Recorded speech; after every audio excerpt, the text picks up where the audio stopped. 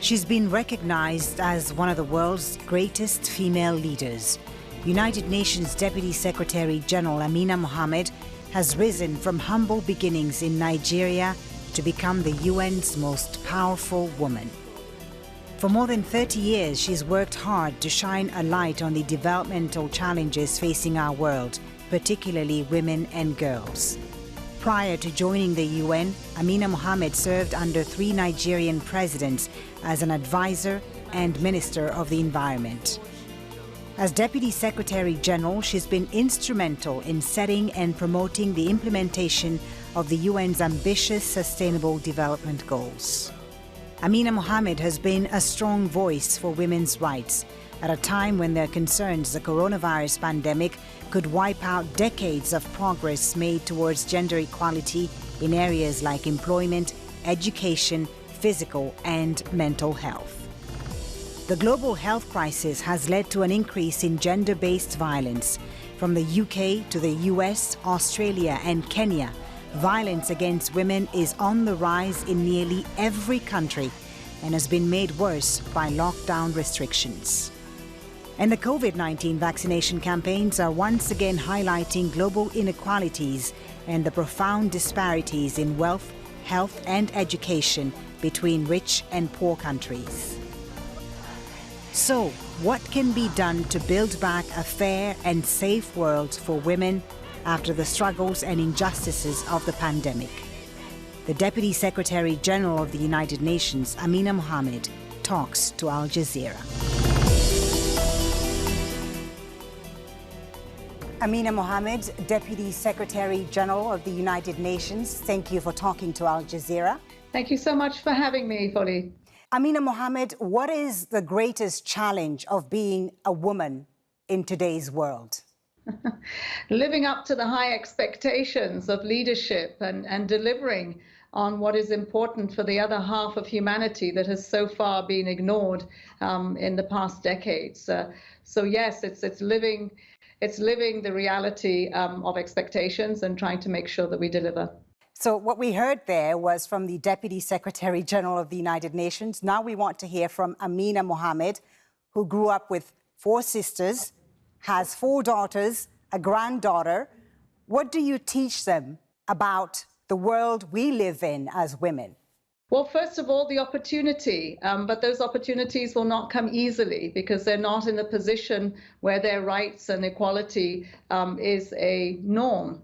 And that's what we're fighting for. But I also teach them the value of them as human beings first, and then as women and partners of men and boys and society, and really the values that we hold strong in our communities and our societies that give women a high place in life. I actually also teach my sons the same thing. And how to value their mothers, their sisters, their friends that are women and girls.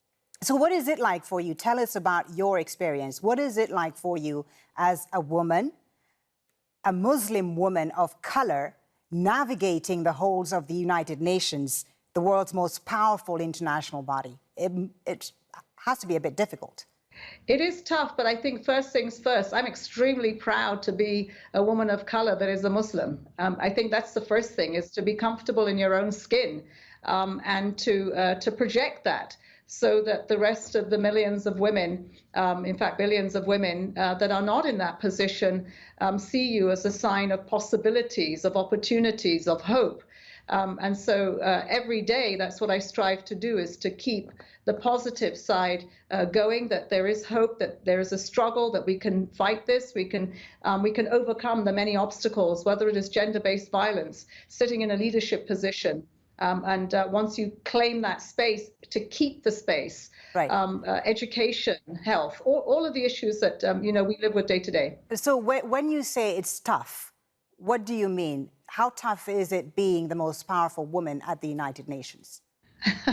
Well, I think on a day-to-day basis, it is the decisions that you need to take to gain the respect of the position of leadership that you have been given. In the case of the United Nations, I'm fortunate with the Secretary General because he is our feminist in chief. But it is about opening spaces for other women and not to be seen as token, and that because I'm a woman, I'm only speaking about women at the table. No, I'm speaking about a side of the table that is empty and that women have to be there. So I am struggling with cultural and behavioral norms that you have to overcome for people to see the value of women's leadership, capacities, expertise, just as any other man that has had the same opportunity. Deputy Secretary General, many of the issues affecting and holding back women existed before COVID-19, like endemic violence, which is causing a wave of anger around the world today. Recently, very recently, in fact, Turkey withdrew from the Istanbul Convention, the international treaty to combat violence against women, perhaps under pressure from conservatives who argue the convention harms traditional family values and advocates for LGBT community. So what is your reaction first? And is your organization, the United Nations, the only global agency doing enough when in 2021, countries are abandoning international accords designed to protect women? Well, I think these two questions. First, it was regrettable, the decision of Turkey to withdraw from the Istanbul Convention. That does not stop us reaching out to try to encourage them to come back in again. The Istanbul Convention is an important instrument that brings the world together. So no matter what a country is doing internally to protect women and to ensure that they don't suffer and live from fear of violence, the international community coming together adds more pressure to get it right for everyone. And if Turkey is succeeding in protecting its women and reducing violence against women to a point of zero, then they are an integral part of the success story. And so part of the Istanbul Convention is about that. The numbers, Amina Mohammed, don't really show that it's the case. I mean, according to the World Health Organization, at least 38% of women in Turkey are subject to domestic violence. Activists say cases could be far higher, as femicides in Turkey are often filed as suicides. So who is to blame? Our judiciary systems so alone? All the more reason. Yeah. All the more reason why Turkey should be in the convention, because this is only going to get further and to zero if you're part of a collective that can do that. And so we really do urge the government of Turkey to come back into the convention, and I believe the Secretary General and UN Women has spoken to it. The other question you asked, are we doing enough? Absolutely. I think that we could do more. But we are all in the various conventions, the tools, the country level work that we do, the programming for many of the programs that we put in place. For instance, we do have the Spotlight Initiative with the European Union across many regions that goes from femicide to gender-based violence to early marriage. So these are issues that we are dealing with on a day-to-day basis. Is it happening fast enough? At the scale that it needs to happen? Absolutely not. We need to do so much more, which is why International Women's Day was so important to us this year in underscoring the importance of it and CSW. I think you agree with me when I say that tackling violence against women and girls is very much about changing mindsets and shifting the underlying social and cultural norms that perpetuate violence against women. So how do we do that? I mean, how do we change mindsets while also considering important issues like culture and religion and traditions as well? You know, Folly, as a survivor of gender-based violence, let me tell you, it's not government that is going to stop a woman being in that position. It is about the cultural norms and the social norms. So it is about each of us individually saying no and zero tolerance. It is about our religious leaders, our traditional rulers, our mothers. It is a community and a society effort to do that. It is young people who decide that they don't want a life where there is, violence and fear in their community. But that's not to say that we don't have to have the enabling environment that when that happens, there should be implications for it. So, for instance, for me, a law that is put in place when a man perpetuates violence in his home, it is not the woman that goes to look for sanctity somewhere else. It is about the man being removed from the home until he can best come back into that home and that community and not have a woman living in fear of it. So there are many parts. There is the laws that have to happen. There is the cultural. So it is an all of society, all of government. What I do believe now needs to happen is every government needs to put in place an emergency response to gender-based violence in their countries. Amina Mohammed, you talked about yourself being a survivor of gender-based violence, and Black women and other minority women are not only at greater risk, but are also more likely to be sidelined and ignored when they report violence. And there's this argument being made of whether you can disentangle racism and misogyny. What are your thoughts on this? Well, I mean, the good news is that things like apartheid are over, but racism is alive and kicking, and we have seen protests across the world that have demonstrated that, and we do need to make sure that we bring an end to it. It is complex. It is not linear. It is not a one-size-fits-all. It happens and manifests itself differently in different circumstances. And so we have to be proactively anti-racist. Right, but why has it been so difficult, do you think? Why has it been so difficult to strengthen this global anti-racism discourse? And what can global institutions like the United Nations do better in this, trying to change this?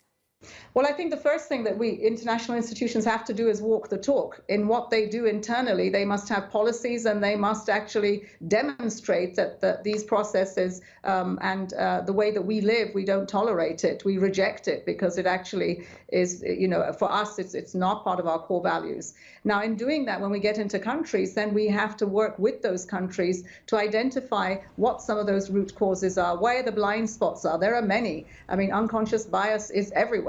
And to deal with them, to deal with the behavior, to deal with the culture, to deal with nations who, implicitly have this in the way in which they do business. Is racism an issue within the United Nations system? I think, like with every institution, it is, and we are addressing that now with a process that has been put together from our country offices all the way through our agencies and the Secretariat.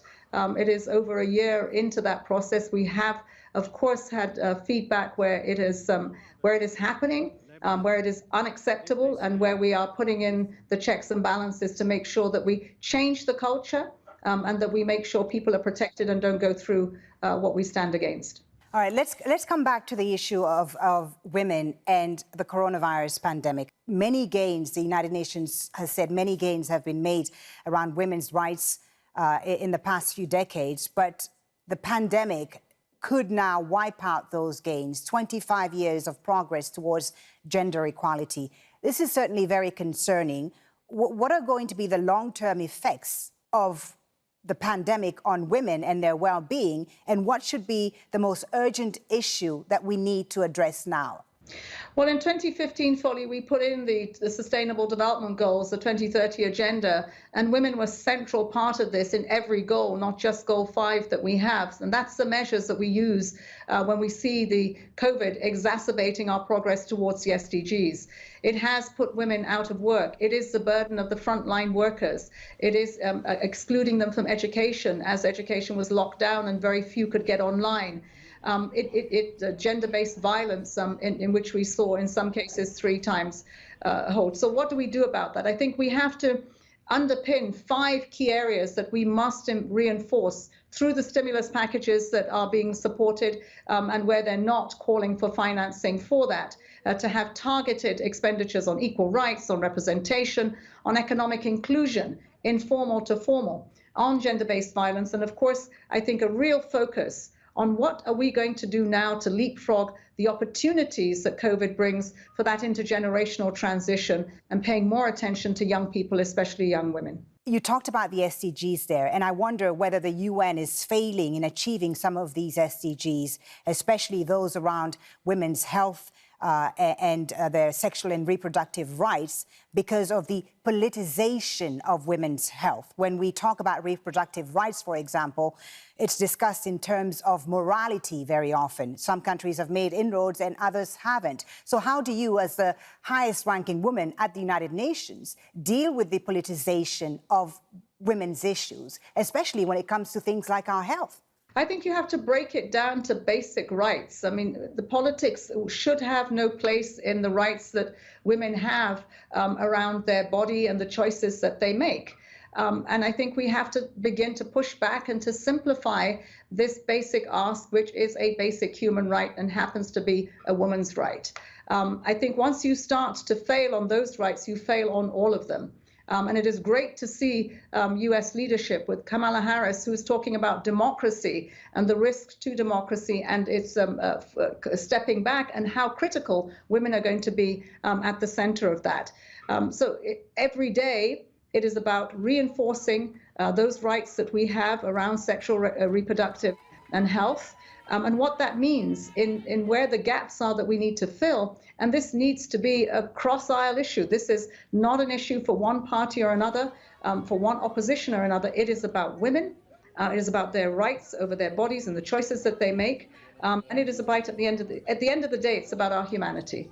You mentioned the Sustainable Development Goals. Of course, you have been the pole-bearer, really. You've been the figurehead, really, promoting these Sustainable Development Goals. The list's 17 goals, lofty goals, including eliminating poverty, hunger, ensuring equitable quality education, gender equality, climate action, of course.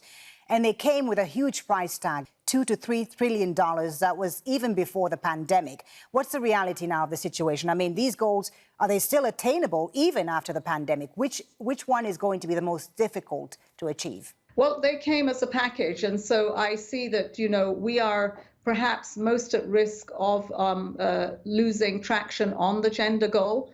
Because it is a goal that matters to all others. And when we see the investments in the other goals, we don't see the investments that need to be targeted towards women and girls. And so I think the biggest challenge here is to see that investments that go in, how do we measure the results? It should not just be the results of whether healthcare and health systems are up and running, but is the impact of those healthcare services happening in the lives of women and girls? And the same through the whole agenda. This is an opportunity now that we have with COVID, as we look at the stimulus packages, as we try to recover better. It's the responses that we have now that will determine the quality of that Build Back Better. Will we have more girls in school? But those girls in school, will they have opportunity to digital skills, et cetera, et cetera? What about the climate targets, Amina Mohammed? They seem to be way off target. The UN has held countless meetings and summits on climate change, but it doesn't seem the actions being taken today will be enough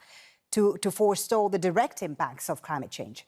Well, we have a huge year ahead of us. This is a year of nature. This is where commitments need to be made by each and every government on their NDCs. It's where the opportunity, again, of the COVID response can be the green and the blue transitions, and we are pushing that. We are actually seeing a lot of traction. On the net zero commitments, we are over 65%. That's a huge percentage up on where we were last year. We still have a way to go. We are incredibly confident that as we go into the meetings of the G7, the G20, our spring meetings, and the number of international conferences that we have where the world comes to make more commitments, that we will make COP26. They make the commitments, countries make the commitments, but very often they don't follow through with those commitments. Well, you're right. There is a reality where people are slipping back, and there is still the aspiration. Every day we work at closing that gap. Now, I can say to you that commitments don't necessarily mean just the commitment towards the net zero of 2050, but it is also how much of your money now will be spent in the bank, for instance, in the World Bank, for instance, on adaptation that matters to developing countries. We want to see 50-50 on that. Is that happening? You can see that by the results of the disbursements that happen through the bank. So I think much more concrete asks about what we expect from the climate agenda. And we're seeing that already. Investments in the Great Green Wall across the Sahel, because there is a big issue there on how we are going to create a more stable and peaceful environment without investing in the Great Green Wall, the economic potentials it brings, the energy transitions that can happen. It doesn't happen. So commitments we can follow fully, not words, but actions. Right. But sadly, Deputy Secretary General, a lot of countries right now, climate change is really not their priority. Their priority is how to deal with this coronavirus pandemic. And one of the injustices of this pandemic has been the inequity of vaccine distribution, which has become a key part, really, of the conversation in the fight against this global pandemic. The UN Secretary General has said himself that no one is safe unless we're all safe. But COVID-19, as we've seen, is breeding nationalism, and it's, worrying, certainly, and damaging this vaccine nationalism that we're seeing. So what is the solution to equitable vaccine distribution? There's the COVAX initiative, of course, but that's been really slow, especially for African countries. You're absolutely right. First to say we're not going to address climate separately from equity in vaccines. We can't move ahead with any recovery that is global and inclusive unless we address the issue of vaccines.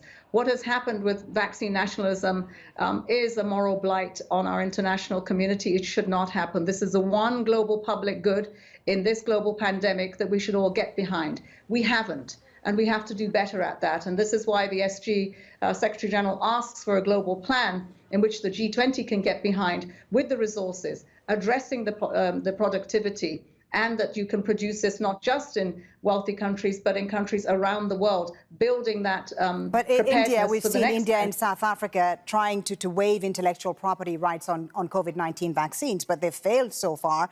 And of course, that alone wouldn't solve the issue of vaccine distribution. But again, it's highlighting trade obstacles related to public health. How do we deal with that? Well, number one, we have an amazing woman that's just taken office, so let's not say we failed. I'm sure that she's going to be up front and center on this, having been the chair of Gavi and understanding what the pitfalls are and the challenges. We don't give up on this. There are still people's lives to save. The vaccine needs to be in every country equally, and it has to be there urgently, and that's what we work towards. Okay, I want to talk to you about Nigeria, your home country. Not a day goes by, not a week goes by, I have to say, without news of school children being kidnapped, and particularly girls. Of course, I mean, they are failures at a number of levels. You've served your country in the past. You've served as Minister of the Environment. If you were in a position of leadership in Nigeria today, what would you do differently to address this issue? I think it's very complex to have a one response answer to Nigeria. When I was Minister of Environment, the issues of conflict were in the Niger Delta with our militants and injustices and exclusion from the economy. They were with Boko Haram. It was injustice. It is criminality where people have no hope and so no alternative. What would I do? I would try to address what these injustices are that are the root causes of what communities themselves in the end turn to, and that we see this proliferation of conflict in all its ramifications. So there must be a real targeting of resources to make sure that young people have an alternative to conflict and violence, and that they have a future in their country. That must happen. Better governance to ensure that resources go to people, young people, jobs, women. On the other hand, we have to strengthen our security systems and leadership across security networks to make sure that they are also inclusive, that they also uphold the law and the rights of people in discharging their duties. Amina Mohammed, your long and distinguished career has seen you work across the private sector, civil society, both nationally in Nigeria, regionally in Africa, the United Nations. What is next for Amina Mohammed? Yes, post-United Nations is just to be a really great grandmother and an inspiration to young people and go back and work at the community level. I mean, I've always felt that that is the best place to be. So you're not interested in entering the political scene in Nigeria? I've always been best appointed and not elected. I think that space is for other women who can do so much better, and I'd be very happy to support them and get behind them and make sure that there is, the first woman president in Nigeria. Do you think Nigeria would be better off with a female president? I do, absolutely. Absolutely. Nigeria with a woman president, it would be great to see. And, but what about the United Nations? Hundreds of women. Yeah, what about the United Nations? In its 75-year history, still no Secretary General, female Secretary General. I mean, there are, of course, 40% women in the UN system, but at the top, there's still not a woman. The UN should be leading by example, should it not be? It should, and time will come when that will happen. It is an absolute no-brainer that there will be a woman at the helm of this institution in years to come, and sooner rather than later. Amina Mohammed, Deputy Secretary General of the United Nations, thank you very much for talking to Al Jazeera. Thank you so much for having me.